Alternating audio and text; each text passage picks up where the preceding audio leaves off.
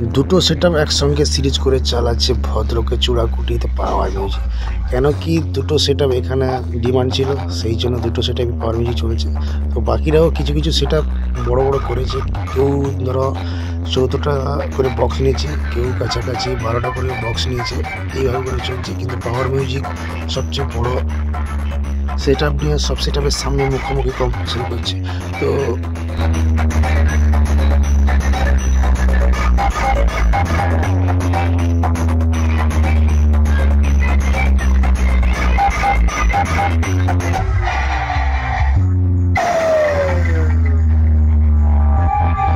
Power music যে সেটআপটা তোমার শব্দের সঙ্গে যে কম্পিটিশন হয়েছিল মোটাতে, সেই সেটআপটা কিন্তু সেই দুটো সেটআপ সিরিজ করে এইখানে চলছে।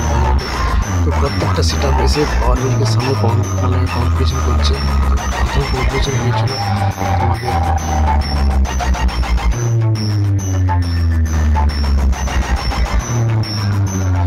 পাওয়ার মিউজিকের ভাইব্রেশনে দাদুর কিচ্ছু হচ্ছে না। দাদু আরো হাত করে এদিক সেদিক হাত ছড়া করে নাচছে। বিডব্লিউ মিউজিকের মালিক এসে দেখে যাচ্ছে পাওয়ার মিউজিকের ভাইব্রেশনের লেভেলটা।